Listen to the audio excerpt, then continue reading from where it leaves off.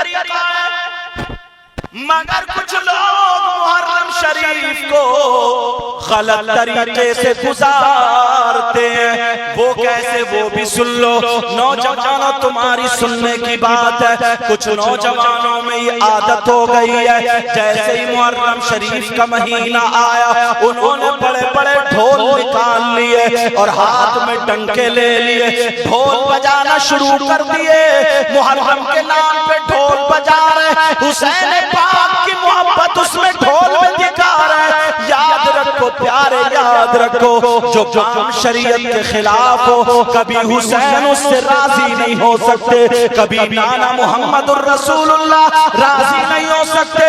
تم ڈھول بجاتے بجاتے مر جاؤ اور کتنا بھی کہو ہم حسین پاک سے محبت کرتے ہیں، تمہاری یہ باتیں جھوٹی ہیں، تمہارا یہ دعویٰ جھوٹا، یہ بات غلط ہے۔ ارے یاد رکھو، وہ حسین پاک جب کربلا کے میدان میں گئے تھے تو تمہیں پتا ہونا چاہیے تھا، ادھر سے حسینی تھے، حسین بھی تھے، ادھر سے یزیدی تھے۔ ان کا مطالبہ یہ تھا، ذرا توجہ میری بات پہ دینا، ان کا مطالبہ یہ تھا کہ اگر حسین پاک ہمارے ہاتھ میں ہاتھ دے دے، بیعت کر لیں تو سارے لوگ پھر بیعت کر لیں گے۔ سوچو کہ نبی کے نواسے نے بیعت کر لی ہے، آل رسول نے بیعت کر لی ہے، مگر حسین پاک نے کربلا میں تمہیں یہ سبق دیا تھا، توجہ رکھو کہ حسین وہ ہے جو اپنے بچوں کو دے سکتا ہے مگر شرابی کے ہاتھ میں ہاتھ نہیں دے سکتا ہے، ڈھول بجانے والے کے ہاتھ میں ہاتھ نہیں دے سکتا ہے، جواری کے ہاتھ میں ہاتھ نہیں دے سکتا ہے،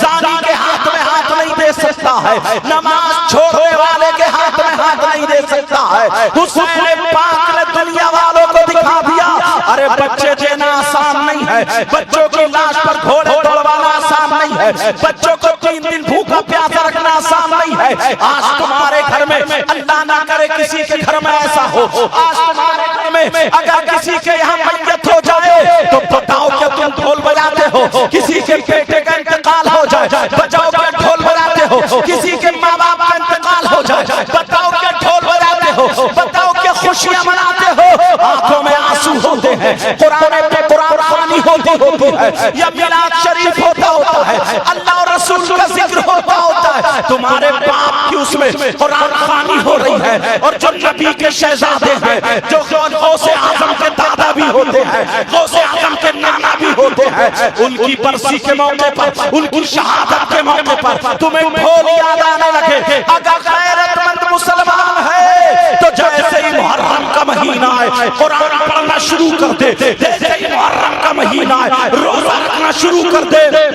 جیسے ہی محرم کا مہینہ آئے بیماروں کی عیادت کرنا شروع کر دے، جیسے ہی محرم کا مہینہ آئے غریبوں کی مدد کرنا شروع کر دے۔ ارے ہمارا کیا ٹھکانہ ہے، ایک دوسرے کی کھیتوں کی مینڈے کاٹنے والا، ڈھول بجانے والا، جوا کھیلنے والا، شراب پینے والا، تیری بہن بیٹیوں کو تکنے والا، کتنے نوجوان ایسے ہیں اگر شادیوں میں جاتے ہیں تو چھتوں پہ بہن بیٹیاں ہیں، ادھر ہی کو نظر رہتی ہے، جلے کتنے تو پڑھے لکھے بھی ایسے ہی ہیں۔ میں بڑی معذرت کے ساتھ بولتا ہوں، پیارے یاد رکھو حسین نے یہ سبق دیا تھا، ارے یزید نبی کا کلمہ پڑھتا تھا مگر شرابی تھا، مگر ڈھول بجاتا تھا، مگر نمازیں نہیں پڑھتا تھا، ناجائز عورتوں کو اپنے گھر میں رکھتا تھا، نہ جانے کتنی عورتوں کی عزت لوٹی تھی۔ وہ حسین نے دنیا والوں کو دکھا دیا، میں اپنے بچوں کو دے سکتا ہوں، میں ان کا پیار رکھتا ہوں، میرے بچوں کی لاش پہ گھوڑے توڑ جائیں میں یہ برداشت کر سکتا ہوں،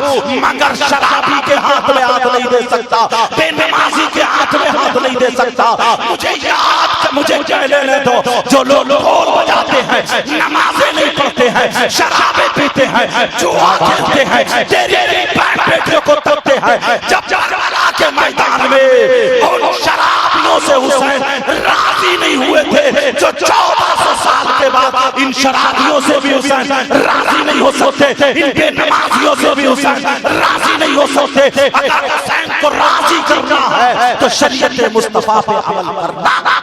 نعرہ تکبیر۔ دھارے رسالت دھارے غوثیہ مسلک اعلی حضرت ذکر شہید اعظم حضرت علامہ سید مقیم رحمان صاحب قبلہ. آج آنکھوں میں آنسو آ جاتے ہیں پیار. اور وہ خاصابوں کا ڈھول انصاری تو اتنے تھے کہ وہ پوری رات پیٹتے رہتے تھے. خاصاب ایک دو گھر وہ کیسے پیٹیں گے. صبح کو چرچا ہوتا تھا بیٹھا کہ بولے یار خاصاب کا پردھان جی کا ڈھول ٹھیکا پڑ گیا. خاصاب کا ڈھول ٹھیکا رہ گیا. اب ان کی ناک کٹ رہی تھی, اب خود بھی نہیں بجا سکتے تو پھر کیا کرے. توبہ توبہ. انہوں نے پردھان جی خان صاحب نے کیا کرا, ایک بھنگی کو طے کر لیا. 1100 روپے میں اس دور کے, جب میں جسپور میں پڑھاتا تھا شمشاد کا اس کے گاؤں کی بات, 1100 روپے میں اور ایک شراب کی تھیلی. اب وہ شراب پی کے بھنگی کو کیا پتا ہوگا کب عشاء کی اذان ہو رہی کب فجر کی. جب وہ شراب پی کے ڈٹتا تھا تو صبح تک بجاتا تھا نشے میں. تو پھر گاؤں میں صاحب خان صاحب کی بڑی تعریف ہو رہی ہے. پورا رہے آج کو خان صاحب کے ڈھول نے دن نکال دیا دن. توبہ توبہ لا حول ولا قوت. اس کو حسین پاک کی محبت کہو. بولے یہ محبت ہو سکتی ہے کیوں یار اپنی پاؤں میں کلہاڑی مار رہے ہیں.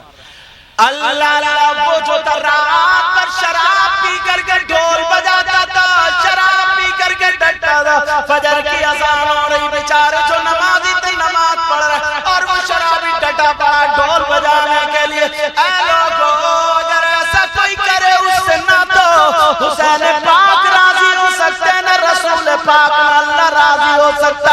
اگر حسین پاک سے سچی پکی محبت ہے تو سنو, حسین پاک کی پوری زندگی گزر گئی, کبھی شریعت کے خلاف کوئی قدم اٹھائی نہیں, کبھی شریعت کے خلاف کوئی قدم. حسن حسین جانتے ہو اپنی 5 وقت کی نماز پڑھنے کے بعد روزانہ 1000 اور بعض روایت میں 100 رکعت نفل نماز ایکسٹرا پڑھا کرتے تھے. یہ حسین پاک سمجھ میں آ رہی بات. آپ ذرا چلو اس طرف لے کے چلو. ہو سکتا اجب کچھ لوگ ایسے ہیں وہ ڈائریکٹ ہی یہ کہہ دیتے ہیں کہ کوئی نہیں ہے یہ امام حسین پاک کچھ نہیں تو کوئی محبت نہیں, وہ بھی مارے جائیں گے, وہ بھی بیچارے پڑے وڑے نہیں ہیں, خالی ایسے ہی ہیں. کیونکہ حدیث پاک ہے الا ومن مات علی حب آل محمد صلی اللہ تعالی علیہ وسلم مات شہیدا. جو آل محمد سے محبت کرتا ہوا دنیا سے گیا وہ شہید کا مرتبہ پا گیا. میری بات غلط ہو سکتی ہے, کسی مولانا کی غلط ہو سکتی ہے, تمہاری غلط ہو سکتی ہے, کیا نبی کی بات غلط ہو سکتی ہے؟